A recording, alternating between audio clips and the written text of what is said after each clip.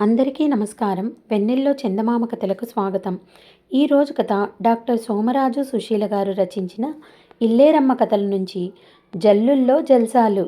నేను కోరుకున్నట్టుగానే ఈ బెజవాడ ఇంటి వాళ్ళకు కూడా కారుంది. ఒకటి కాదు, రెండు కాదు, మూడు. కానీ మనకేం ఉపయోగం? సువర్ణ లాంటి అమ్మాయి లేదు కదా బడికెళ్ళేందుకు. దాంతో కారు ఎక్కి బడికెళ్ళే భోగం ఏలూరులోనే వదిలేయాల్సి వచ్చింది. రోజు టైం కన్నా గంట ముందు బయలుదేరడం, కాళ్ళు ఈడ్చుకుంటూ బెల్లు కొట్టేటప్పటికి చేరడం. మధ్యాహ్నం అన్నాలు తెచ్చేందుకు ఈ ఊళ్ళో గంపలెత్తుకునే అమ్మాయిలు ఉంటారు. దాంతో క్యారియర్ మోసే పని లేదు.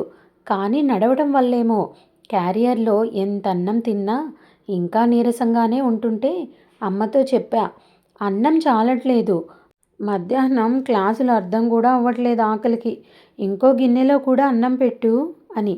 మా అమ్మాజీ గారు ఏమన్నారో తెలుసా? ఇప్పుడు నీకు పాఠం అర్థం అవ్వట్లేదు, ఇంకా తింటే అసలే పాఠం చెప్తున్నారో తెలియని కూడా తెలియదు అని. అమ్మలన్నాక ఏదో కొంచెం మంచి వాళ్ళలాగా, కొన్ని తెలిసినట్లుగా, కొన్ని అర్థం కానట్లుగా ఉంటే బాగుంటుంది. కానీ ఇలా హెడ్ మిస్ట్రెస్ లాంటి అమ్మలు మన ఇంట్లో ఉంటే ఎంత కష్టం. మనం ఎంత కష్టపడి చెప్పినా దానికో సమాధానం ఉంటుంది ఆవిడ గారికి. నెమ్మదిగా పుస్తకాల సంచిని మైనం కాగితంలో చుట్టా బయలుదేరదామని. బయట సన్నగా తుంపర పడుతోంది. కిటికీలో నుంచి చూస్తే తెల్లారకట్లలాగా చీకటి చీకటిగా ఉంది. టైం చూస్తే 8 అయిపోయింది. అమ్మ గొంతు వినిపించింది. సుశీల, ముసురుగా ఉంది కదా బాగా, ఈ పూటకి బడి మానేయరాదు?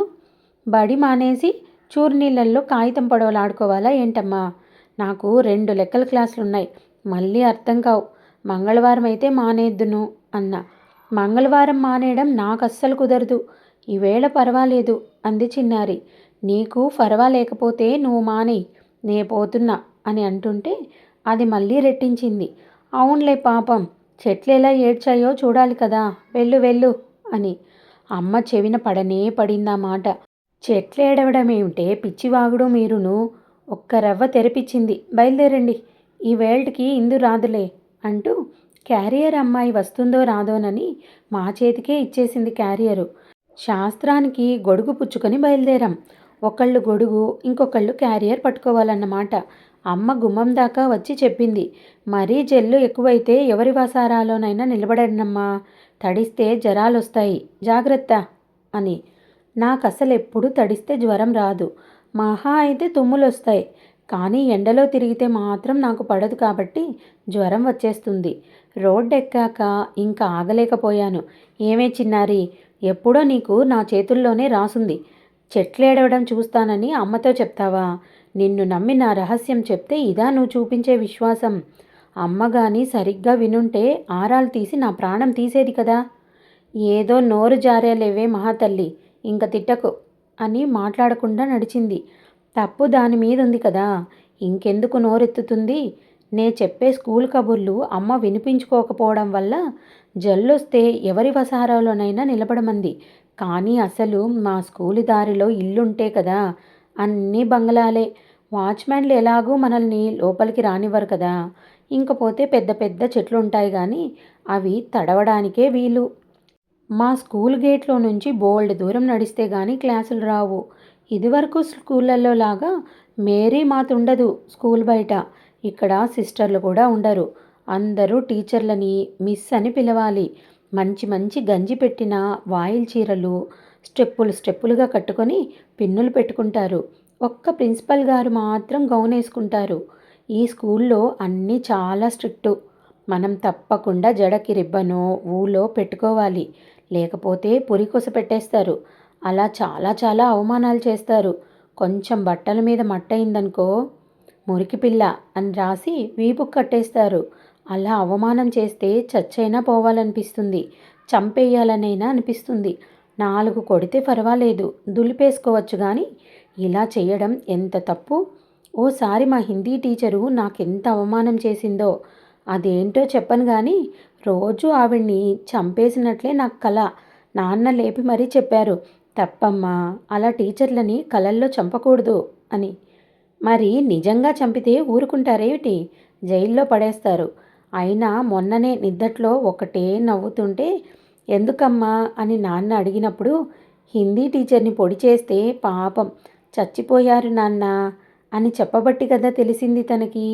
ఏంటేంటో అనుకుంటూ నడుస్తూ ఉంటే దూరం తెలియనే లేదు.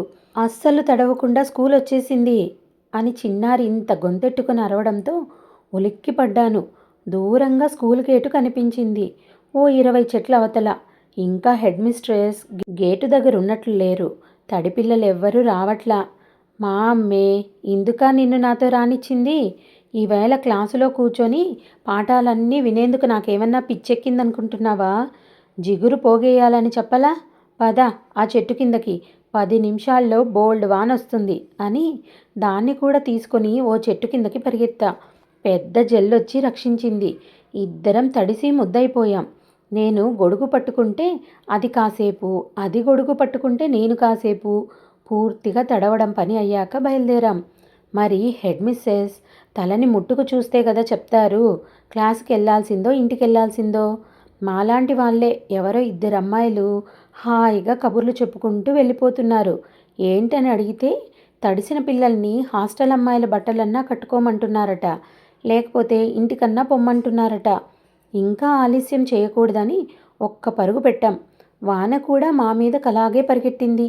సరిగ్గా గేటు దగ్గర ఆగాం. మా క్యారియరు నీళ్లు కారిపోతోంది.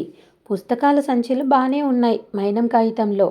తలల మీద చేతులు పెట్టారు హెడ్ మిస్ట్రెస్. తడి ముద్దలు. దూరంగా 2 టీచర్లు అందరికీ బరబర తలలు తుడిచేస్తున్నారు. క్లాసులోకి పొమ్మంటారేమోనని భయం వేసింది. హాస్టల్ అమ్మాయిల బట్టలు వేసుకుంటారా అని అడిగారు. వద్దు మిస్, మా అమ్మగారు కోప్పడతారు, చలికి వణుకొచ్చేస్తోంది అన్నాం. ఫోండి, ఇంటికెళ్ళి బట్టలు మార్చుకోండి, రేపు రండి బడికి. మళ్ళీ పరుగు. ఎంత అదృష్టమో మాది. పాపం చాలామందికి తలలు తుడిచేసి క్లాసులోకి పంపేశారు. ఓ 10 మంది ఏమన్నా తప్పించుకున్నామేమో. అందరం వెళ్ళిపోయే వరకు రేడియో స్టేషన్ గూట్లో కూర్చొని అప్పుడు బయలుదేరాం మా చెట్టు కిందకి. అంటే కిందటిసారి ఘాట్లు పెట్టిన చెట్టు దగ్గరకన్నమాట. అన్ని చెట్లు మనకి పనికిరావు. కింద పెద్ద పెద్ద పుట్టలుంటాయి కదా, మానందుకోవడానికి వీలు లేకుండా. ఒక్క మా చెట్టు కింద అయితే పెద్ద నల్లబండ రాయి ఉంటుంది ఎక్కేందుకు వీలుగా. రాయెక్కి చూస్తే మేం ఘాట్లు పెట్టిన ప్రతి చోట బోల్డ్ బోల్డ్ బందరు హల్వాలాగా ముద్దలు ముద్దలు జిగురు కారి చక్కగా ఉంది మా కోసం. ఇంకా నయం, ఎవరికంటా పడలేదు. క్యారియర్లో అన్నం తినేసి గిన్నెలు ఆ వాన నీళ్ళలో కడిగేసి ఆ జిగురంతా బ్లేడుతోటి చెంచాతోటి తీసేటప్పటికి పైగిన్ని నిండిపోయింది. అన్నీ సర్దుకొని ఇల్లు చేరేటప్పటికి అమ్మ గుమ్మంలోనే ఎదురైంది. అప్పుడే వదిలేశారా? కస్తూరి వాళ్ళేరి అంటూ. అన్ని ఆరాలు గుమ్మంలోనే తీస్తావేంటమ్మా? ఇంకా ముసురట్లే ఉందని పెందరాలే వెళ్ళిపోమన్నారు. వాళ్ళు హోంవర్క్లు చేసుకొస్తారట అని విసుక్కున్నట్లుగా చెప్పి పెరట్లోకి పరిగెత్తాం. ఇంకప్పటినుంచి ఎంత పనో చెప్పలేను.